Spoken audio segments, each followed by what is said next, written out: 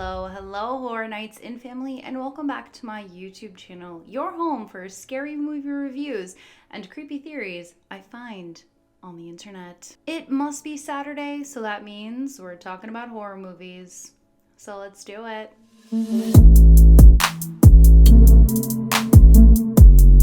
I wanted to start off by saying thank you to everybody that voted in the poll that I put up on Tuesday. I like to know what you guys want to see because obviously you guys are the ones that are watching it. And if you missed the poll, make sure you subscribe to my channel because then my polls will show up in your YouTube feed. Also, before we get into this video, I just wanted to share this really cool purchase I made recently. I found this creator on TikTok. Her name is AlexStitchins. I did link everything in the description box below if you guys want to get your own. I mean, look how cute this is. Focus. There we go. Look how neat that is. Look how cool that is. So yeah. If you guys want to get your own, like I said, all the links to our shops are in the description box below. Okay, so as requested in this video, I'm going to be doing a very in-depth review of Texas Chainsaw Massacre 2022 that dropped on Netflix last week. Warning, this video contains lots and lots of spoilers. So if you haven't seen this, don't watch it, but I encourage you to watch my spoiler-free video that I put up last week. Link is in the description. Also for this video, I'm going to be analyzing the characters, the plots, the kills, and my overall opinion on the film as a whole, and how it fits into the Texas Chainsaw Massacre universe. So grab a drink, grab a blanket, grab whatever you want, because this video is going to be a long one. So when searching for Texas Chainsaw Massacre on Netflix, you are greeted with 3 films. The new one, the 2006 one, The Texas Chainsaw Massacre: The Beginning, and the 2003 one starring Jessica Biel, and the word, the. But of course, we are going to be talking about the 2022 one, not featuring the word the. So this film stars Sarah Yarkin, Elise Fisher, and Mark Burnham. And the film was directed by David Blue Garcia, who's also based in Austin, Texas. The film begins and we are introduced to the revving of the chainsaw, very much on brand. And we are greeted with a cute little documentary retelling a story of what happened in Texas in the summer of 1973. We are also introduced to Sally Hardesty, who was the only survivor of the vicious attacks by the unidentifiable madman. The OG Sally was of course portrayed by Marilyn Burns, who died in 2014. Rest in peace, Scream Queen. Okay, so back to the movie. We're introduced to Lila as she is perusing the alleys of the small gas station convenience store, and she's getting some snacks. I love snacks. And then she decides to pick up a corkscrew made into the fashion of a chainsaw to give to her sister as a present. So as the scene continues, we learn that Sally is now a ranger in this little town, and she's looked for Leatherface for about 40 years. But she never found him because he was doing the right thing. He was wearing a mask. Then we meet her sister Melody, their friend Dante, and his girlfriend Ruth. And we also meet probably one of my favorite characters in this film besides the Leatherface himself, Richter, who is a cowboy, gunslinging Texan. Oh, and we also learn that they're going to the town of Harlow, but we're not sure really why yet. We also get our first look into the character of Melody, who is very outspoken and a little bit judgy, but I digress. So I have to assume this group of friends are in their early 20s, and they are some kind of like social media influencers. So then we meet the sheriffs, who are nice, which is odd considering the Texas Chainsaw Massacre world. We are kind of used to this guy, Sheriff Hoyt. And this is when we learn that Dante and Melody are chefs, influencer chefs, I assume. But we also learn that Melody and Lila's grandmother actually grew up in the town of Harlow. But other than that, we really don't know much about them, or any of them. When the group finally arrives in Harlow, it is a ghost town and definitely is giving me House of Wax vibes. So we learn that Dante and Melody have this vision of Harlow to be this food truck capital, something, and a place away from the violence and the madness. We then learn that Richter is actually the contractor that Dante spoke to on the phone. And he's sort of like the town's handyman, mechanic, car mechanic. And the group is planning on auctioning off the buildings in the town to a group of investors / influencers who are also on their way into town. Lila also makes it a point to say that Harlow is 7 hours outside of the major city of Austin. And herein lies my first problem, folks. The idea of setting up a food truck / art gallery / comic book store 7 hours outside of any major city, which is surrounded by virtually nothing, is so, I don't know, just not it. I respect the vision, but at the same time, what? It doesn't make any sense, and in my opinion is a very weak motive to like get the group there. And the only connection they really have to this town is that the main character's grandmother used to be there, as I mentioned. The group then spots an old Confederate flag hanging off the window of the orphanage, and they decide that it's best to take it down. It's not a good look for investors. So they make their way into the orphanage without even really knocking, and that's where I meet Virginia, who is the caretaker of the orphanage, who apparently isn't supposed to be there because the bank sold the entire property to these two young people. But Virginia claims it was a mix-up and insists that she has the deed to the home. So then some words were shared between Virginia and Dante, and he storms off, and Melody is trying to convince this old woman that she would be better taken care of if she was in a home because she's all alone. And this is when we get our first glimpse of Leatherface, coming to see what all the noise is about in his home. And then we get the catalyst for Leatherface to get his chainsaw and start hacking away. So basically what happens is the sheriffs come in, take Virginia away. In the middle of them taking her away, she has a heart attack. So they're putting this old lady into the cop van. She's having a heart attack. Leatherface goes with them, and then Ruth decides to also tag along with them to keep the group updated on what's going on. And just as that happens, the bus arrives into Harlow carrying all the investors/influencers. Then there is a little bit of friction between the sisters. They're fighting. Melody thinks that Lila can't take care of herself, etc., etc. So now we're back in the cop van with the sheriffs, Ruth, and Leatherface, and Virginia croaks. And Leatherface isn't really happy about this. We get our first kill. It's the poor sheriff in the back with Leatherface, and he gets his arm broken, and the protruding bones from his arm, Leatherface then uses to stab him violently in the neck. And then we get this scene, which we saw in the trailer. The sheriff in the back, who is obviously under a lot of distress as his arm is being broken, accidentally shoots the sheriff that's driving the car. Just a reminder, I will be covering my favorite kills later in this video, so stick around. We then get some filler scenes like the auction. Richter and Lila have a moment. And this is where we find out that Lila was actually in a school shooting and she was shot at, but of course, she survived. She was also oddly confiding in Richter, which is kind of strange considering he is a stranger. So Melody then finds out that the old lady has died and she immediately wants to leave and she goes to find Lila. And then there's this like really weird exchange between them that kind of skeeved me out. So basically, Melody thinks that Lila, like, slept with Richter. I don't know, a little weird, considering we have to assume that Lila is probably like 17 or 18 years old, but whatever. So we are back with Ruth, who is surrounded by blood and carnage, and a really, really mad Leatherface, who is now cutting the face off of the dead Virginia. Ruth decides to grab the police radio and call for help and informs whoever is listening that he's wearing her face. We then get our second kill with the other sheriff who was shot in the back of the neck when Leatherface decides to pound his face to a pulp. And then we get a very slow burn of Ruth being killed as well, with Leatherface like stabbing her in the stomach and choking her. But before Ruth is killed, I'm getting very much like Scream vibes from this scene when Sydney is crawling over Ghostface to like get out of the driver's side car. So after Leatherface takes care of them and gets a new face, he decides he wants to make his way back into town. And of course, a storm is rolling in. So Richter, upon hearing that the lady has died, takes it upon himself to go to the group and take their keys. And tells Melody and Dante that they're not allowed to leave until they can prove that the house that they kicked Virginia out of was actually their property. Also, in my opinion, a little bit of a weak plot point, but to keep them there, but whatever. And of course, Dante cannot find the paperwork to the deed, so he and Melody venture back into Casa de Leatherface to find it. Oh, and guess who heard the radio call from Ruth? None other than Sally. Well, technically the gas station attendant heard it, and then he called Sally and told her. And boy, is she ready to tussle with some old Leatherface. So now that we're back inside the house with Dante and Melody, of course, they find the deed. They basically kicked an old lady out of her home and caused her to die. And dun dun dun, of course Leatherface is back too. We then get this kind of cool scene where Dante sees the reflection of Leatherface in the pots and pans that are hanging. And we also get that swinging kitchen door back and forth, seen as Leatherface is just hacking away at Dante with a butcher knife. So Melody, hearing all the commotion, she comes down, she sees Leatherface over the body of Dante and decides to run back upstairs and go hide in a closet. She then watches as Leatherface also comes into the room, and he hears the commotion of the party outside that the influencers and the investors are having. And he gets big bad.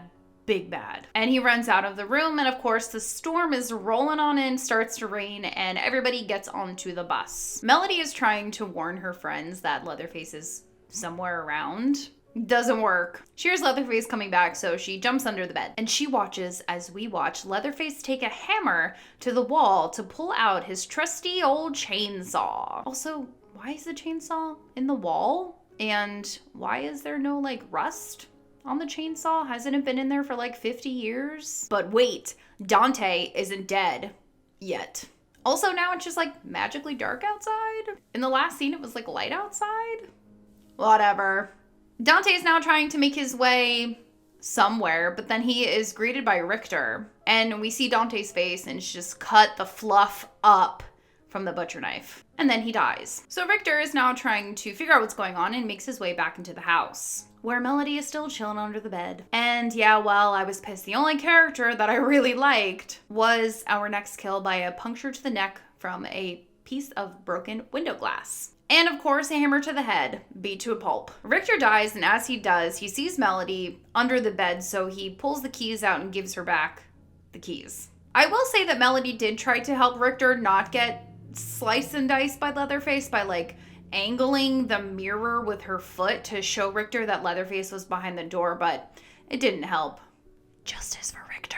Also, if you like these kinds of videos where I'm doing a super in-depth review, please like this video and let me know down in the comments so I can make more. Sally is now at the brutal crime scene of the two sheriffs and the villain character, Ruth. And she also comes upon a cute little setup of Virginia in the fields with no face anymore. I will say that this scene definitely made me jump a little bit. It definitely was creepy. Also, I want to make a note that Sally, in almost half of her scenes, is gazing at this Polaroid photo of her and her friends. In the next couple of scenes, we see that Lila is trying to find her sister Melody, but instead she finds dead Dante. After Leatherface leaves the room, Melody grabs the keys and she tries to kind of like parkour down the stairs, but she's too loud and Leatherface is like, nah, you're not good at parkouring. And he chucks his hammer at her and she falls down the stairs and into the house, literally like into the house, under the house. We then get this really cool chainsaw scene, which is definitely giving me like Evil Dead 2 vibes, as Leatherface tries to saw through Melody through the floor. But instead he hits a pipe and all this stuff starts falling on her, which I think is like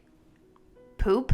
Lila then appears to the rescue for her sister and helps Melody out from under the house. Melody probably smells so bad. The sisters are now running back to the bus, and I swear the bus driver must be on like sleep aids or something, because dude is always sleeping in his scenes. He's only got like 3. Melody gives the keys to the sleep-deprived bus driver, and they start to make their journey out of Harlow. But Leatherface is like, nah, you're not going anywhere, my dudes. The sleepy bus driver decides to go investigate what the noise was.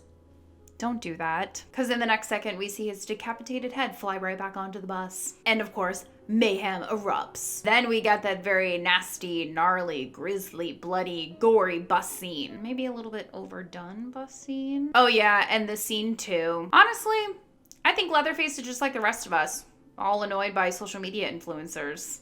And we see Leatherface just like massacre them. See what I did there? Melody and Lila then decide to hide in the bus bathroom as the influencers and investors are just getting sliced and diced and just ripped apart by the chainsaw and Leatherface. At one point, I think Leatherface even like throws an arm over his shoulder and he saws one of them in half as they're trying to escape out of the bus window. He then goes for a here's Johnny moment as he is sawing through the bathroom door and the two barely escape. Melody uses the chainsaw wine opener that Lila had given her in the earlier scenes to stab Leatherface in the arm. Also, I don't even know where that came from. Like, did she have that in her pocket? Like, that would be so uncomfy. Anyway, the sisters get out and they are greeted, almost ran over, by Sally. Sally then decides this is the right moment to tell the girls that she's been waiting for Leatherface for 50 years. So essentially, she holds them captive in the back of her truck because they are who he wants. She then decides it's best to leave the girls in the back of the truck and get Leatherface. She confronts him like an old friend and asks, do you remember me? And he's legit like, nah, sorry lady, I got no idea who you are. I gotta go kill these other people first. Bye. Then Lila sort of has like this Final Destination moment when she tells her sister Melody that death is following her. And they have like a cute little bonding moment, but then it gets cut short because Leatherface smashes the window in and almost cuts off Melody's foot. But then Sally hits him with a gunshot right into the side. And Sally is like laughing and screaming like, haha, remember me now?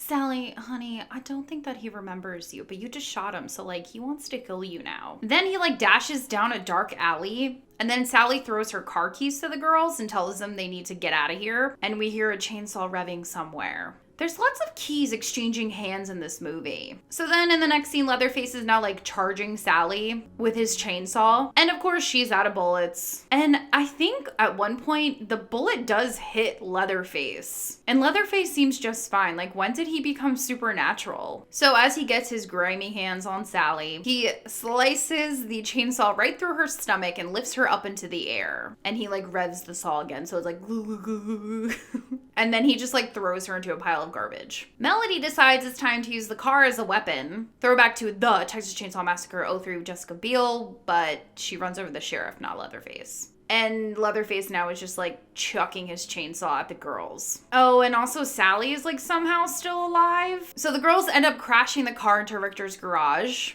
Justice for Richter. And now we see that Melody's leg is like pinned down somehow because of the car crash. And she's basically telling her sister to run, like, he's coming, he's gonna kill me, just, like, get out of here. And then we have another sister bonding moment, and Leatherface comes in because he wants to see what all the fuss is about. So Lila runs away, Melody has a little heartwarming moment with Leatherface and says, I'm so sorry for killing your mama. And I don't know if you guys missed this, you might have, but I get a little, like, head tilt action, like that was made famous by Michael Myers. And Leatherface just doesn't care about her apology. He's revving his chainsaw, he's ready to go. But then Lila comes back and she has a gun, tries to shoot it, and of course, doesn't shoot. Oh, and she also gives him this really cute nickname, Leatherfuck.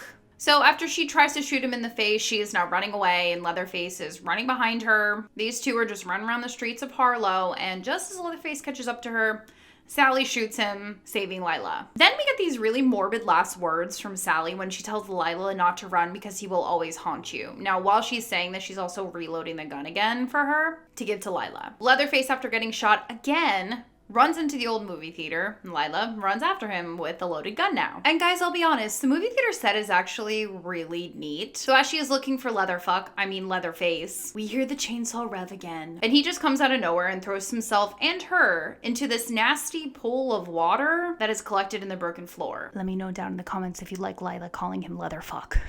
So Lila is able to get out of this nasty water, but Leatherface literally does like a Jennifer's body and flies out of the water behind her. So she is able to kind of get away, but then he just throws his chainsaw at her, and I think it cuts like her leg or her foot. Then we get this like slow motion of Lila, who is just like accepting the fact that she's probably gonna be dead soon. But then somehow Melody like unpins herself from whatever part that her leg was stuck on in the car, and she's like a spider monkey on Leatherface's back now. He then throws her into some garbage. What is it with Leatherface in this film? Throwing his chainsaw and throwing people into garbage piles. And just as he is about to slice and dice through one of our protagonists, Lila shoots him and he falls backwards. Then Melody decides she wants to play the role of Leatherface and grabs a chainsaw and uppercuts him, and he falls back into the water. Gosh, they must smell so bad. Like, just imagine. Then, of course, we get the dramatic scene of Leatherface sinking down, down, down to this nasty, gross pool of water. So the two emerge from the movie theater, and it's nice and bright outside again. And Lila spots Sally's hat, and of course, the Polaroid picture right next to the hat, so conveniently placed, and she decides to put the hat on. So the two are now back in their car, and they're leaving town. But before they can safely Tesla autopilot out of there, Leatherface smashes the window because he's still alive after being stabbed and shot. He grabs Melody, decapitates her, and he's like holding her head up in the air as Lila is just like screaming from the roof of this autopilot Tesla. And of course we get the iconic scene of Leatherface swinging his chainsaw above his head,